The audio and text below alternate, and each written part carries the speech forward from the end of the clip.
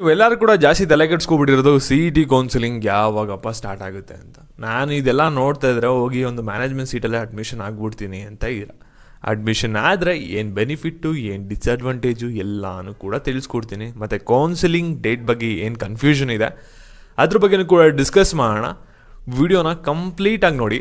ಅದಕ್ಕಿಂತ ಮುಂಚೆ ಈ ಒಂದು ಚಾನಲ್ನ ಯಾರು ಸಬ್ಸ್ಕ್ರೈಬ್ ಮಾಡ್ಕೊಂಡಿರಲ್ಲ ಪ್ರತಿಯೊಬ್ಬರು ಕೂಡ ಸಬ್ಸ್ಕ್ರೈಬ್ ಮಾಡ್ಕೊಳ್ಳಿ. ಇನ್ನು ಮುಂದೆ KCT ಅಪ್ಡೇಟ್ಸ್ ಈ ಒಂದು ಚಾನಲಲ್ಲಿ ಕಂಟಿನ್ಯೂ ಆಗ್ತಿದೆ. ಪ್ರತಿಯೊಬ್ಬರು ಕೂಡ ಸಬ್ಸ್ಕ್ರೈಬ್ ಮಾಡ್ಕೊಂಡೆ ನೆಕ್ಸ್ಟ್ ವೀಡಿಯೋ ನೋಡೋಕ್ಕೆ ಸ್ಟಾರ್ಟ್ ಮಾಡಿ.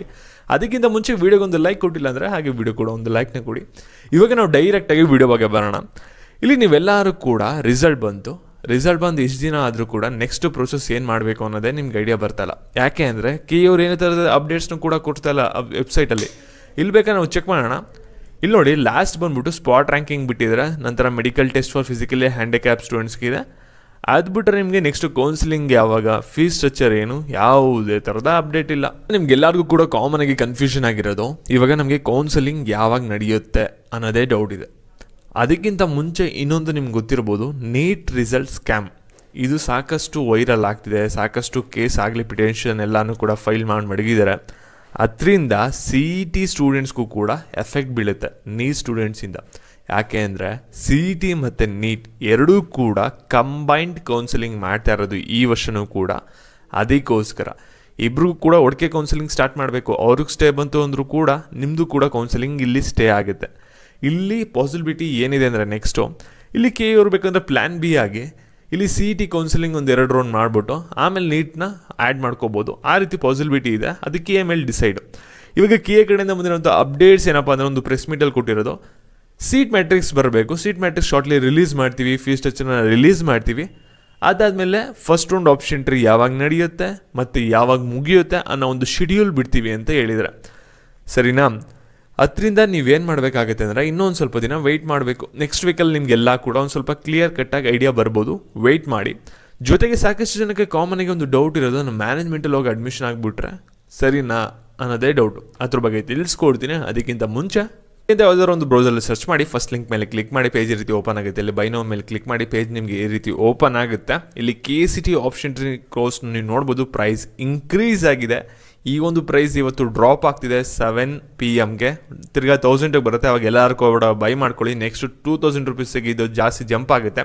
ಮತ್ತು ಯಾರು ಬೈ ಮಾಡಿದ್ದೀರಾ ಆಗಲೇ ನಿಮ್ಮ ಮನಿನ ನೀವು ವಾಪಸ್ ಪಡ್ಕೋಬೋದು. ಯಾವ ರೀತಿ ಅಂದರೆ ನಿಮ್ಮ ಪ್ರೊಫೈಲ್ ಮೇಲೆ ಕ್ಲಿಕ್ ಮಾಡಿ, ಇಲ್ಲಿ ನಿಮಗೆ ಒಂದು ರೆಫರ್ ಆ್ಯಂಡ್ ಅರ್ನ್ ಆಪ್ಷನ್ ಬಂದಿದೆ. ನೀವು ಒಬ್ಬ ಫ್ರೆಂಡ್ನ ರೆಫರ್ ಮಾಡಿದ್ರೆ ಅವ್ರೇನಾದರೂ ಒಂದು ಪರ್ಚೇಸ್ ಮಾಡಿದ್ರೆ ಕೋರ್ಸ್ನ ನಿಮಗೆ 100 ರೂಪೀಸ್ ಸಿಗುತ್ತೆ. ಅದೇ ರೀತಿ ನೀವು 10 ಜನ ರೆಫರ್ ಮಾಡ್ಬೋದು ಮ್ಯಾಕ್ಸಿಮಮ್. ಅಂದರೆ ನಿಮ್ಮ ಕಂಪ್ಲೀಟ್ ಅಮೌಂಟ್ ಏನು ಕೋರ್ಸ್ ಕೊಟ್ಟಿರ್ತಾರಲ್ಲ ಅದನ್ನ ರೀಬ್ಯಾಕ್ ಆಗಿ ಪಡ್ಕೋಬೋದಾಗಿರುತ್ತೆ. ಯಾರಿಗೆ ಇಂಟ್ರೆಸ್ಟ್ ಇರುತ್ತೆ ಅವ್ರು ರೆಫರ್ ಮಾಡಿ ಅರ್ನ್ ಮಾಡ್ಕೊಳ್ಳಿ. ಪ್ರತಿಯೊಂದೊಬ್ಬ ಫ್ರೆಂಡ್ಗೂ ಕೂಡ ನೀವು 100 ರೂಪಾಯಿನ ಅರ್ನ್ ಮಾಡ್ಬೋದಾಗಿರುತ್ತೆ. ಅವ್ರು ಕೋರ್ಸ್ ಪರ್ಚೇಸ್ ಮಾಡಿದ್ರೆ ಮಾತ್ರ ನಿಮ್ಗೆ ಆ ಒಂದು ಅಮೌಂಟ್ ಬರೋದು. ವಿಡಿಯೋ ಬಗ್ಗೆ ಬರೋಣ.